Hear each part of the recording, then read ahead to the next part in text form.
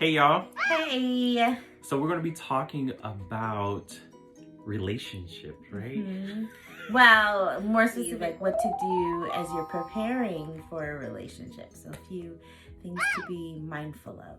So one of the first things we wanted to talk about is we're basically just going to call it getting your money right, okay?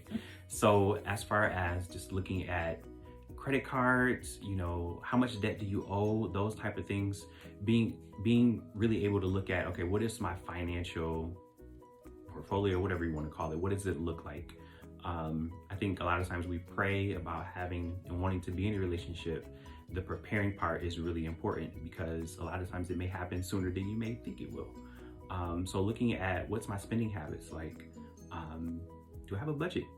Do I, why are you laughing, Kendra? I laugh because when we talk about spending habits and a budget, that's something we've had to conquer. And even I think when we first started talking was I am a spender. The budget, didn't have one. Until we got together, and I think he sat down and did a budget with me. And I was just like, oh, wow, this is real. And so being married, I think that's something we've continued to work on is just navigating a budget and spending money and knowing each other's different spending habits. He's not a spender, I am. And so knowing that beforehand, before you get into a relationship, what does that look like for you? What does that look like for your partner? And how are you guys going to navigate that? Because it's going to come up. It's definitely going to come up. So that's one of the first things we want to talk about. Next thing that we want to talk about is getting your mind right. So this is emotionally, mentally, all of those things. Because getting into a relationship, a lot of times when we haven't dealt with some of the emotional things, whether it be in our past or current things, it comes up. It's another thing that comes up in relationships. So being able to kind of be proactive in whether you need to have a therapist or some type of coaching to be able to tackle some of those things is really, really important. And especially like dealing with your past relationships, if you've had any understanding why those didn't work out, whether it was something you did or something they did, understanding any grief that you've dealt with, and then also just any trauma. So like going over your upbringing, how is that going to impact you once you're in a relationship? How does that impact even what you look for in a relationship? And just adding on to the grief part, loss to, whether it be people, whether it be things, looking at how that has impacted you and exploring that before, getting into a relationship.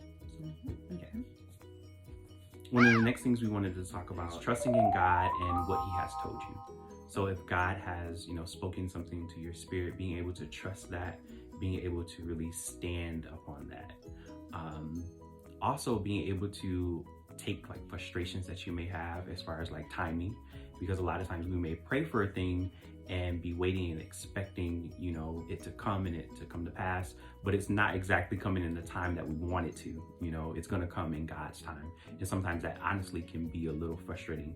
So taking those things to God, giving it to Him in prayer is really important as you prepare.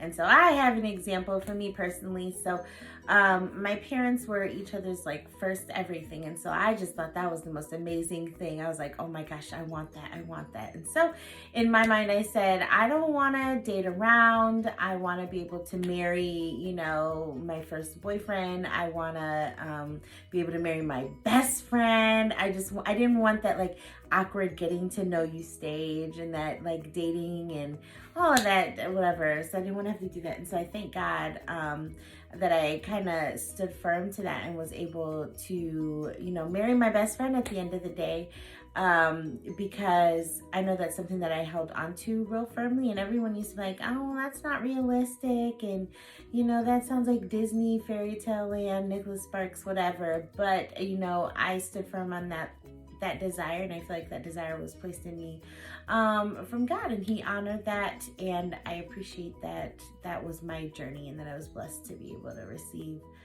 what was in my heart and wait for it. Yeah. So pray and stand on it. You want to lead it? Sure. Okay, so this next one is enjoy being single, have fun. I know for me, I ended up like moving out to Indiana. I was reading a book on being a, single woman of God, focusing on Kendra, just enjoying my journey, enjoying my life, enjoying being out on my own, living alone. And so just really take that time to get to know yourself, enjoy yourself, hang out with friends, be single, and everything that comes with it. Yeah, I agree. Yeah. Next one we want to talk about is like just having goals for yourself. So if there are goals that you have wanted to accomplish, go ahead and do those things. If you have, whether it be a list that you have of things that you want to do, things that you really wanted, having goals for yourself. So if there are goals that you have wanted to accomplish, go ahead and do those things. If you have, whether it be a list that you have of things that you want to do, things that you really want to experience. And I think that's a part of also like getting to know yourself, is having those different experiences to where you can figure out, okay, I really like this, I don't like this so much. And when you get into the relationship, it just makes it that much more richer, that you guys kind of know each other, that you know yourself, first of all. You can bring that into your relationship. So. Mm-hmm. And even with having the goals, I think it's important to, because you don't want to get into a relationship and like lose yourself because you didn't take that time to focus on you and what you want to do. And there's also a difference between getting into a relationship and you guys having goals together that you're going to work on, and then having your own personal goals. And sometimes there are some things that you need to do personally before you can connect with another person to take it to the next level. And so just really taking that time to know who you want to be, what do you want to accomplish as the single you, what things do you feel like you can work on now to better yourself so that when you're in a relationship, it's that much easier. Well, I'll do this one. So having a list, we all have a list of what we want out of a man. And so while that's great, fine and dandy, or what you want out of a woman, whatever. But it's important to kind of have a list for yourself. Have a list of what kind of, characteristics or attributes do I want to have as a partner? What do I want to give to my partner? And so not so much focusing on this, like I want a 6 foot tall man that makes, works this certain job or whatever. What kind of woman do you want to be for your future partner? That's good. Being mindful of who you talk to and talk about in a relationship. So especially if you are praying for something and you have an idea of, what you want, what you're going for, a lot of times it's important to just be really mindful of who you're sharing that with. Because a lot of times we may share a certain thing with a person and they're like, oh my God, you want to be married? You want to, be in a relationship? Oh, that's just terrible. I know, and I'll share this too, because when we got engaged, I know a lot of men were like, are you sure you want to get married? And I'm like, dang, like, why do all these men, why are they like, making me second guess, like what's going on, but just be mindful of that, of who you're sharing it with, I would say. Mm-hmm. And I think even in that, be mindful of the people that you surround yourself with. So they say you should usually hang out with some people who, are where you want to be. And so even in your relationship, thinking about how you want your relationship to look, being around people who have healthy relationships and allowing them to sow those seeds into you and share with you what they did, to have such a healthy relationship is so important. And you just want to be around people who are going to speak highly of relationships and marriage, who will encourage you, not discourage you, or not feel like, there's those negative Nellies who feel like they got to tell you every bad thing that's out there. But those people that will speak positivity and life into what you are hoping to have in the future.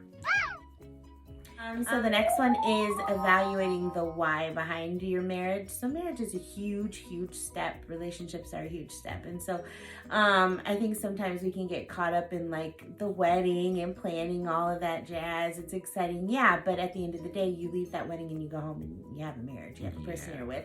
And so really evaluating, what do I want out of my marriage? What do I want to see happen for myself, for my spouse, for us together as a unit? And so really diving into that why you want that marriage. Yeah, and one of the last things we would say is continuing just like that support system. So, whether it be friends, family, all of those things are important while you're preparing to be in a relationship. continuing to connect with the people that you love, the people that you care about, because it's so important having a strong support system while you are, in marriage and what you're preparing for in your relationship. Mm-hmm. Community is super important. I know you obviously have to be cautious in what you share, but it is important to just have supportive, loving people around you. You don't want to isolate yourself to where it's just you and your spouse. You do want to have that sense of community and family around you, friends included, where you should both have your own friends, both have friends together, so that you guys just feel the support and the love of those around you. I know for us, I think that has been one of the most beautiful things, is just having people pray for us and, encourage us and, tell us those positive things. I think that has kind of helped boost us and encourage us that we've got this and we can continue going. So it's just important to have that community around you. Yup. Mm-hmm. All right.